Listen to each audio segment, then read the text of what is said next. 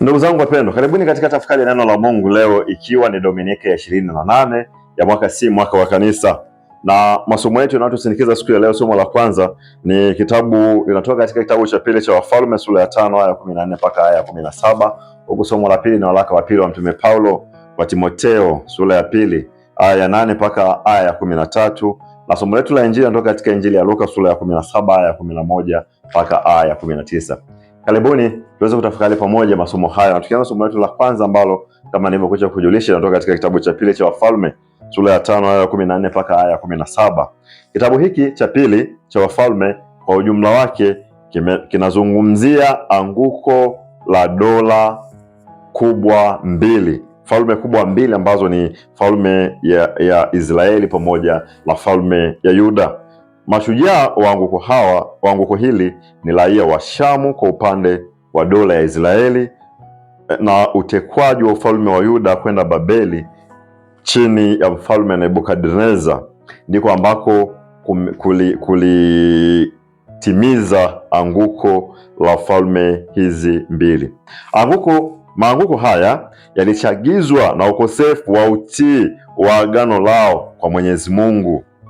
Tukizungumzia sasa kitabu hiki cha pili cha Wafalme pamoja na kile kitabu cha kwanza cha Wafalme kwa ujumla wao, vitabu hivi vinazungumzia hali ya falme hizi mbili.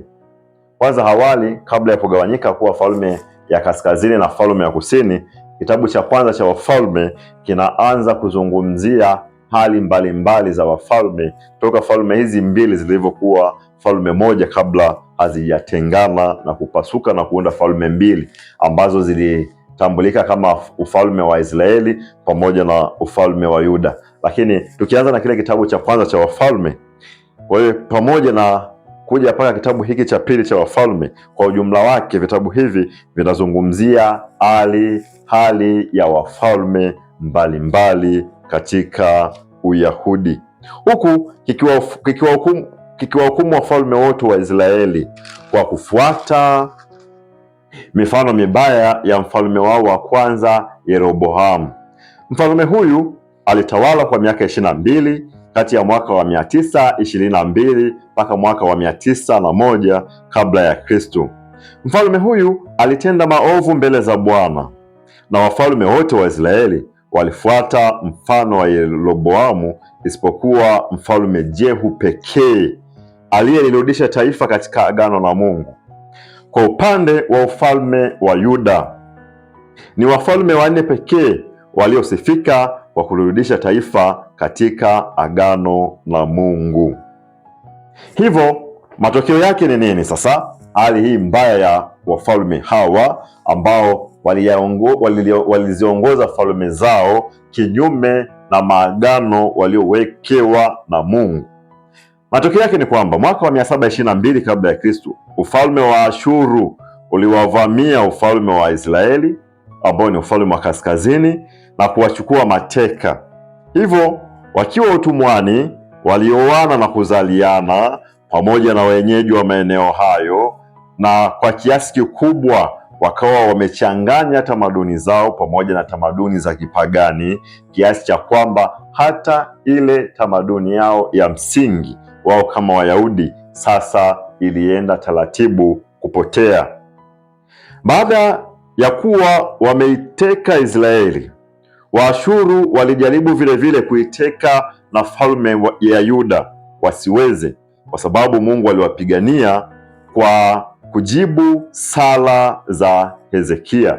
Kipindi hiki ufalme wa Yuda ulikuwa bado una mahusiano mazuri na Mwenyezi Mungu kama taifa, ukilinganisha na ufalme wa Israeli ambao ulikuwa umemomonyoka kabisa katika upande huo wa mahusiano na Mwenyezi Mungu. Hawakuwa na mahusiano mazuri kwa sababu ya dhambi zao kuwa nyingi na kuwa chukizo kwa Mwenyezi Mungu, kulinganisha na ufalme wa Yuda ambao ulikuwa bado uko katika misingi ya agano. Adhabu ya Mungu juu yao ilichelewa kwa sababu baadhi ya wafalme walikuwa wema, waliongoza taifa katika toba kwa upande wa ufalme wa kusini. Sababu ya dhambi zao kuwa nyingi, baadaye kuliko wema wao. Mwaka wa 587 kabla ya Kristo, na wao walipelekwa utumwani Babeli wakiongozwa na mfalme Nebukadneza. Hivyo katika somo letu la kwanza linasimulia kuhusu kutakaswa kwa Naamani. Naamani sasa alikuwa ni jemedali wa kipagani aliyekuwa na ugonjwa wa ukoma. Naamani alikuwa jemedali wa Kiashuru mwenye kuheshimika zaidi, lakini alikuwa ni mkoma. Ikumbuke kuwa kipindi cha Ahabu akiwa mfalme wa Israeli na Yehoshafati alipokuwa mfalme wa Yuda, ufalme wa Shamu uliweza kumuua mfalme Ahabu na kuutawala ufalme wa Israeli kinguvu. Jeshi la Shamu lilikuwa chini ya Naamani, hivyo kumfanya shujaa, lakini shujaa huyu alikuwa ni mwenye ukoma. Hali ya ukoma labda kwa ujumla wake ilikuwaje? Tunaposikia juu ya habari za ugonjwa wa ukoma ulikuwa una hali ifuatayo. Ukoma ulianza kama doa jekundu kwenye ngozi, na baadaye doa hilo jekundu lilisambaa mwilini na kuwa kubwa sana. Nywele vile zilianza kukatika kichwani, na vile zilikatika pia nywele za kwenye kope. Vidole vya mikononi na miguuni vile vilianza kukosa nguvu kwa mgonjwa huyu mwenye ukoma, kisha vilinyauka na kukatika vyenyewe na kudondoka. Fizi vile za mtu mwenye ugonjwa wa ukoma zilinyauka na kushindwa kushikilia meno ipasavyo. Kwa hiyo mwisho kwa namna yote wa mgonjwa huyu wa ukoma yalikuwa ni maumivu makali na kufa. Naamani alikuwa akipitia hali hiyo baada ya kuwa wameshinda ufalme wa Israeli na kuwachukua watu wake mateka mpaka Shamu. Miongoni mwa mateka hao alikuwa ni binti mmoja aliyemwambia mke wa Naamani habari za Elisha aliyekuwa Samaria, kwamba angeweza kumponya mumewe. Baada ya Naamani sasa kuwa amesikia habari hizo juu ya mfalme huyu Elisha kutoka kwa huyu binti ambaye alimwambia mkewe, na mkewe akawa amemwambia Naamani aliamua kuwasiliana na mfalme wake, na mfalme wake aliwasiliana na mfalme wa Israeli, na akatoa ruhusa ya Naamani kwenda kuonana na Elisha. Elisha baada ya kupata taarifa za Naamani alimwagiza ajichovye mara 7 mtoni Yordani, naye atatakasika na kupona kabisa. Kwa hiyo Naamani alifanya hivyo, na baada ya kuwa amefanya hivyo aliweza kupona kabisa ugonjwa wa ukoma uliokuwa ukimsumbua. Baada ya kuponywa sasa, alitaka kumpatia zawadi Elisha, lakini Elisha alikataa. Na kukataa kwake huku, Elisha alikiri ya kwamba ni uwezo wa Mwenyezi Mungu ndiye uliomfanya Naamani kutakasika. Kilichomtakasa Naamani sio yeye Elisha, wala sio maji ya mto Yordani, bali ni uwezo wa Mwenyezi Mungu peke yake. Hivyo Elisha hastahili kupokea hata senti 5 za Naamani, kwa sababu sio yeye aliyefanya utakaso huo kwa mikono yake, bali ni Mwenyezi Mungu peke yake. Naamani na yeye vile kwa upande wake anakiri uwezo wa Mwenyezi Mungu na kutaka udongo wa nchi ya Israeli ili aipeleke Shamu kwa ajili ya kumjengea Mungu madhabahu katika nchi yake na kumwabudu Mungu peke yake. Somo letu la leo linaishia hapo, lakini ukiendelea mbele zaidi unasikia habari za mtumishi wa Elisha Gehazi, ambaye yeye baada ya kumuona Elisha amekataa zawadi aliamua kumfuata Naamani na kwenda kumuomba ile zawadi ambayo Naamani alipanga kumpatia Elisha, lakini Elisha akawa ameikataa. Na baada ya Gehazi kuichukua tu sehemu hile ya zawadi au pesa hile pamoja na mali zingine kutoka kwa Naamani, basi ule ugonjwa uliokuwa wa Naamani ulihamia kwa Gehazi. Tunapata fundisho gani wapendwa leo kutoka katika somo letu la kwanza? Ulimwengu wa leo umetanguliza mali mbele kuliko utu, na leo tunashuhudia ya kwamba mali, pesa pamoja na mengine kama hayo yanapata nafasi ya juu sana, na wakati mwingine ukijaribu kugusa maslahi ya watu au chochote kile kinachowaingizia watu pesa au mali au mafanikio, unavyogusa katika nyanja hiyo, unakuwa umetangaza vita ya moja kwa moja. Tamaa ya mali imechukua nafasi hata ya Mwenyezi Mungu. Watu wanavyopenda mali, watu wanavyopenda pesa ni kuliko hata tunavyompenda Mwenyezi Mungu. Kila kitu katika dunia ya leo imekuwa ni pesa, na kama huna pesa huna thamani. Kwa hiyo Elisha na yeye angekuwa ni mtu wa design hiyo, angetanguliza pesa mbele, angetanguliza tamaa ya mali mbele. Nadhani angeomba pesa kubwa zaidi ili aweze kumsaidia Naamani. Kwa hiyo sisi walimwengu wa leo, kila tunachokiwaza ni pesa, tunachokitamani ni pesa, kuliko hata utu. Utu kwa kiasi kikubwa kabisa miongoni mwetu umeshuka. Ili tuweze kuwasaidia watu wengine, tunahitaji kwanza tupate chochote kutoka kwao. Hali hii tunaiona katika ulimwengu wa leo, na migogoro mingi tulionayo leo, chanzo chake ni pesa, mali na ni mafanikio. Jaribu hata kuchunguza na kuangalia sherehe, hata upande wa sherehe, upande wa misiba, upande wa matatizo, upande wa magumu, jinsi ambavyo watu watakupokea katika hayo ni tofauti kabisa ukilinganisha kati ya mtu mwenye mali na mtu asiyekuwa na mali. Sherehe za wenye mali zinapata uungwaji mkono wa watu wengi kuliko sherehe zisizokuwa na sherehe za watu maskini.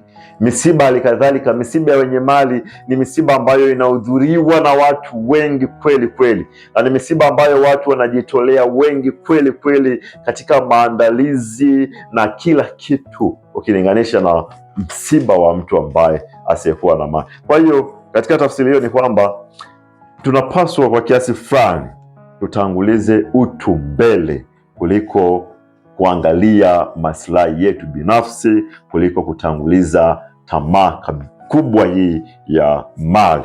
Kutoka katika somo la pili ambalo linatoka katika waraka wa pili wa Mtume Paulo kwa Timotheo, sura ile ya pili aya ya 8 mpaka aya ya 13.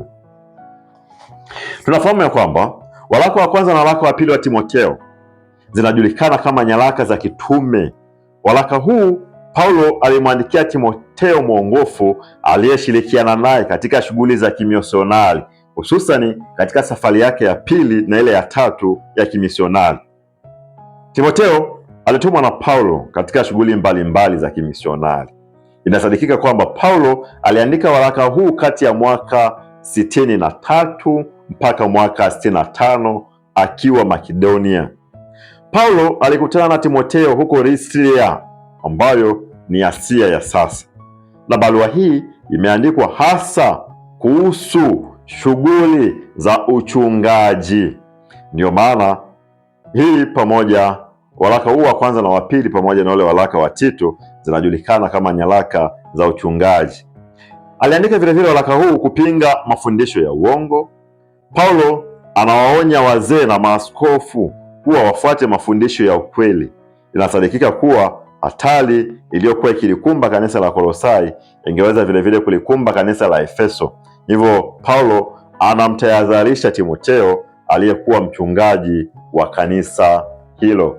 Na leo katika somo letu la kwanza, Paulo anamsihi Timotheo asiogope kuteseka, hata kutoa uhai wake kwa ajili ya Injili na kwa ajili ya kazi ya Yesu, huku akiwa na matumaini ya kwamba kama atakuwa jasiri, basi atapata kibali cha kufufuka naye na kuishi naye huko mbinguni. Paulo anamsihi Timotheo aige mfano wake yeye. Si kwamba alivumilia mateso peke yake, pia alikubali kuteseka, hata kufungwa gerezani. Yote hayo ni kwa ajili ya Injili, ni kwa ajili ya Kristo.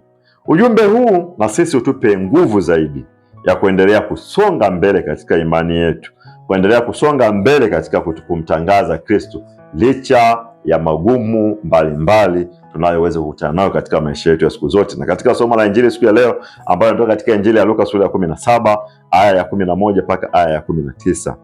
Katika Injili hii Yesu anawaponya watu 10 wenye ukoma, na kati ya hao 10, 9 ni Wayahudi na mmoja ni Msamaria. Na mtu mwenye ukoma hakupaswa kabisa kukaribiana na mtu yoyote, hivyo walitengwa, tena walifungwa kengele, ili kila wanapopita watu wajue ya kwamba wakoma wanapita, na hivyo waweze kuwapisha na wasikaribiane nao. Lakini pia walipaswa kupiga kelele, mimi ni najisi, ili watu wawapishe njia. Kwa hiyo walipokuwa wakitembea barabarani ni manyanyaso makubwa sana walikuwa wakiyapata watu hawa wenye ugonjwa wa ukoma. Wamoja walikuwa wamefungwa kengele, wakipitwa ile kengele inavyokuwa inagonga, wanapokuwa wakitembea barabarani, watu wanachukua tahadhari ya kwamba kuna mkoma anakuja. Na kama watu wasipoisikia hiyo kengele, mkoma huyu anapaswa apige sauti ya nguvu kutangaza ya kwamba yeye ni najisi na watu wampishe. Kwa hiyo mtu mwenye ugonjwa wa ukoma alikuwa ametengwa na jamii nzima. Hakuruhusiwa kuchangamana na watu, wala vyombo alivyokuwa akivitumia hakupaswa kutumia vyombo ambavyo vitatumiwa na watu wazima, wala mavazi yake hayakupaswa yawe karibu na watu wengine, kwa sababu yanaweza kaguswa na kusababisha unajisi huo kuenea kwa watu wengine. Kwa hiyo walikuwa ni watu waliotengwa. Unaweza ukaonja kwa kiasi fulani ni maumivu gani ambayo watu hawa wagonjwa wa ukoma wanaozungumziwa katika sehemu hii ya Injili walivyokuwa wakijisikia. Ni maumivu makubwa ya kutengwa mioyoni mwao. Kwa hiyo hata hawa wakoma vile vile walifanya hivyo hivyo, hawakuchangamana. Walivyomfuata Yesu, walisimama mbali wakasema, Yesu Bwana mkubwa, uturehemu. Yesu aliwaagiza wakajionyeshe kwa makuhani. Kwa hiyo ni kuhani pekee aliyekuwa na ruksa ya kumtangaza mtu mwenye ukoma kuwa amepona, na sasa anaweza kupokelewa tena na jamii yake. Kati ya watu 10 hawa walioponywa na Yesu, ni Msamaria peke yake ndiye aliyerudi na kumshukuru Yesu. Wale Wayahudi wengine hawakuweza kufanya hivyo. Hivyo wapendwa ndugu zangu, kutoka katika somo la leo kuna mambo kadha wa kadha ambayo tunaweza tukajifunza kutoka kwayo. Jambo kubwa na la msingi, daima tuwe watu wa shukurani kwa Mwenyezi Mungu. Sema asante kwa Mungu katika yote ambayo anatutendea. Na sisi sasa ambao ni Wakristo, sisi ambao ni wafuasi wa Kristo leo hii, sala yetu kubwa kwa Mwenyezi Mungu ni kumwambia Mwenyezi Mungu asante. Tuwe watu wa shukurani. Mengi ambayo anatutendea Mwenyezi Mungu, wema ambao anatuonyeshia Mwenyezi Mungu ni mkubwa kiasi kwamba hata ile neno letu la shukurani, asante kwa Mwenyezi Mungu, ni dogo, wala halitoshi, wala hata halistahili, lakini linapaswa litoke ndani ya mioyo yetu, kwa sababu Mwenyezi Mungu amekuwa akitutendea mengi. Mungu ametuwekea sakramenti mbalimbali. Kwa mfano, sakramenti hizi ni ishara tu wazi za nje ambazo tunafahamu ya kwamba zinatuletea wokovu, lakini namna yetu ya kumrudishia Mwenyezi Mungu asante kwa sakramenti hizi ambazo zinatuletea wokovu imekuwa ni ya ajabu kwa tulio wengi. Mungu amejishusha mpaka katika maumbo ya mkate na divai kwa mfano huo. Lakini tulio wengi hatuhamasiki, tulio wengi tunaona ni mkate tu, ni divai ya kawaida, ni kitu ambacho hakina thamani. Hiyo ndio shukrani yetu kwa Mwenyezi Mungu, yeye ambaye amekubali mpaka kukaa katika maumbo dhaifu ya mkate pamoja na divai. Amejishusha katika hali hiyo ili kutuletea sisi wanadamu wokovu. Lakini sisi sasa wanadamu, na kwa namna ya pekee washikadau kabisa wa kwanza wa mambo haya, sisi ambao leo hii tunajiita Wakristo, tunadhalau, tunapuuzia, wakati mwingine hata hatumuoni Yesu katika mambo haya ya mkate na divai. Na Waswahili wanasema shukurani ya punda ni mateke. Na tulio Wakristo wengi leo hii, hiyo ndio namna ambayo tunavyomlipa Mwenyezi Mungu. Amejishusha mpaka katika sakramenti ya kitubio, kwamba katika sakramenti hii ikurekebishe wewe uwe na mahusiano mema na mimi. Lakini tulio wengi tunamshukuru Mwenyezi Mungu katika sakramenti hii hata kwa kuto kushiriki kabisa. Tunaona ni kitu cha ajabu, cha ovyo, hatustahili sisi huko. Kwa tulio wengi wa Kristo leo hii, shukrani yetu kwa Mwenyezi Mungu ni kumlipa kwa mateke. Na wakati mwingine Mwenyezi Mungu anajibu maombi yetu. Mwomba Mwenyezi Mungu, namlilia Mwenyezi Mungu, nisaidie hiki, nipe kile. Na anavyojibu vile, shukrani yako imekuwa ni ipi? Tulio wengi tuna shukrani ya punda. Amjibu Mwenyezi Mungu kwa mateke. Amekusaidia, umepata kazi, amekusaidia umepata makao, umejenga. Wakati mwingine amekusaidia labda hata umepata sakramenti ya ndoa na vitu kama hivyo. Lakini unavyojibu kwa Mungu, namna ya matendo unayoyaishi, sivyo ambavyo unapaswa kutoa shukurani kwa Mwenyezi Mungu. Tulio wengi shukurani zetu ni mateke. Mwenyezi Mungu amekujalia mema hayo mengi, amekujalia baraka hizo nyingi, lakini unamlipa kwa uovu, unamlipa kwa dhambi, unamlipa kwa maisha yasiyokuwa maadilifu. Ndivyo wengi kabisa tuko hapo.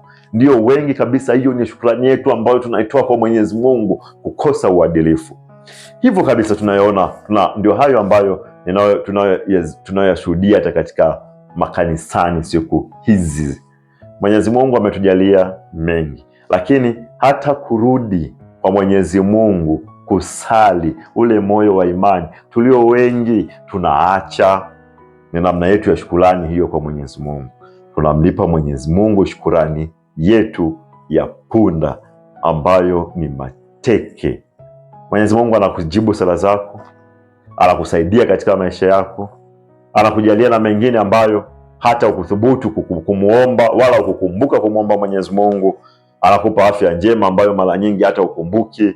Amekupa mafanikio mbalimbali, hata kuwa hai na lenyewe ni fanikio mojawapo, lakini ambalo wakati mwingine hata ukukumbuka kumuomba Mwenyezi Mungu. Amekupatia pumzi ya bure na mengine yote kakupatia bure kabisa, lakini yeye anachohitaji ni ile shukurani kutoka kwako. Tulio wengi tunamlipa Mwenyezi Mungu shukurani ya punda ambayo ni mateke. Tutoke huko.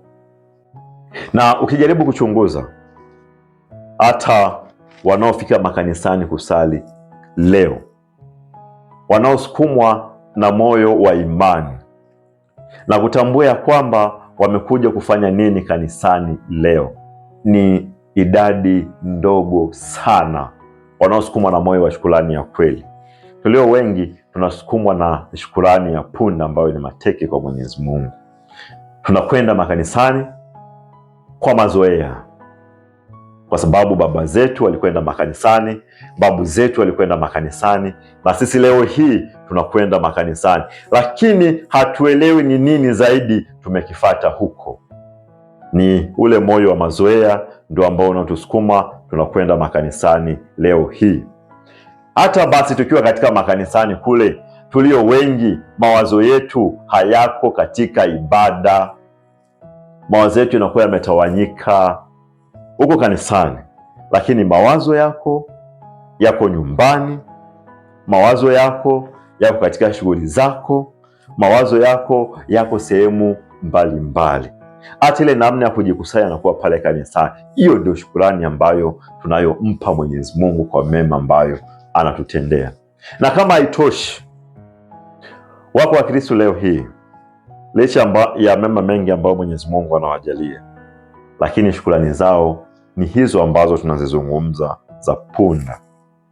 Kwa nje tunaonekana ni Wakristo na tunahudhuria makanisani, lakini tukisha toka katika mlango wa kanisa, Ukristo wetu pamoja na Yesu wetu tunamwacha hapo. Ongo tunakokwenda hatuishi maisha adilifu, hatuishi kama jinsi ambavyo tunavyoagizwa tufanye na tuishi, tunavyoagizwa na maandiko matakatifu na ambavyo anatuagiza Yesu. Kwa hiyo tulio wengi, shukrani zetu kwa Mungu ni mateke.